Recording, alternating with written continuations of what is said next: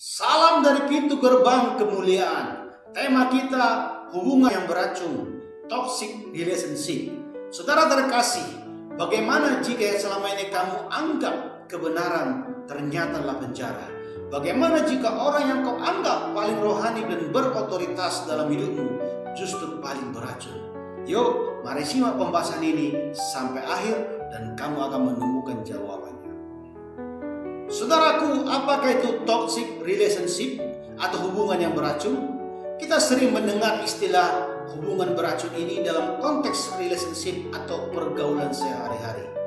Saudaraku, toxic hubungan adalah ketika seseorang, entah itu pemimpin agama, mentor, orang yang diduakan, orang tua, figur yang berotoritas, guru, pendidik, dan lain-lain, menggunakan kekuasaannya untuk mengontrol, untuk memanipulasi atau menjatuhkan orang lain, dan bukan menumbuhkan iman, tapi mematikan pengharapan. Bukan mendekatkan pada Tuhan, tapi malah membuat orang takut dan jauh, bingung, dan lelah secara rohani. Saudaraku, tentu toksik rohani ini bukan barang baru. Yesus pun dahulu pernah menghadapi itu di zamannya. Ada sekelompok orang yang dikenal sangat rohani, itulah orang Farisi dan ahli-ahli Taurat. Mereka hafal kitab suci, rajin beribadah, dan sangat vokal soal hukum Tuhan. Tapi Yesus mengecam mereka dengan sangat keras karena kemunafikan mereka. Matius 23:27, celakalah kamu hai ahli-ahli Taurat dan orang-orang Farisi, hai kamu orang-orang munafik, sebab kamu sama seperti kuburan yang dilabur putih, yang sebelah luarnya memang bersih tampaknya, tetapi sebelah dalamnya penuh tulang belulang dan berbagai jenis kotoran. Saudaraku, Yesus tidak sedang anti ketaatan, tapi ia melawan kemunafikan yang menyamar jadi kesalehan. Mereka memang tampak religius, namun mereka menyakiti, menekan, dan membuat orang merasa tidak pernah cukup baik di hadapan Tuhan. Saudaraku, berikut adalah tanda-tanda hati atau relasi yang toksik yang beracun, yaitu merasa takut ditolak oleh komunitas karena kamu jujur tentang pergumulanmu. Kemudian merasa imanmu tidak berkualitas karena kamu tidak terlihat serohani orang lain. Merasa diabaikan karena tidak memberi cukup dan tidak aktif dalam kegiatan tertentu. Merasa tertekan karena dimanipulasi secara emosional oleh otoritas hierarki. Galatia 5:1, supaya kita sungguh-sungguh merdeka. Kristus telah memerdekakan kita.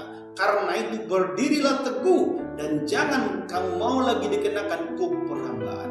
Jadi Yesus tidak pernah memanggil kita untuk tunduk pada sistem yang membuat kita hancur. Ia memanggil kita kepada kasih yang menyembuhkan, kebenaran yang memerdekakan, dan pengharapan yang memulihkan. Saudaraku, berikut adalah tanda-tanda relasi yang sehat, yaitu ada ruang untuk bertanya dan bertumbuh atau berdiskusi. Ada pemulihan, bukan penghukuman atau stigma. Ada penguatan, bukan manipulasi dan penghakiman. Ada kasih Tuhan, bukan ego manusia. Ketahuilah, sekalipun Yesus tidak pernah bertindak seperti orang-orang toksik itu. Tidak pernah. Yesus melihat air matamu. Dia tahu pergumulanmu. Dan dia berkata, aku tidak seperti mereka. Aku datang bukan untuk menghukum, tetapi untuk menyelamatkanmu. Kamu tidak sendirian, kamu tidak gila, dan kamu begitu berharga di mata Tuhan. Camkanlah pesan Tuhan untuk generasi ini, bahwa Tuhan sedang membangkitkan generasi baru yang tidak hanya memiliki kebenaran, tetapi juga memiliki kepekaan akan kasih Tuhan. Generasi yang bisa membedakan antara suara Tuhan dan manipulasi manusia.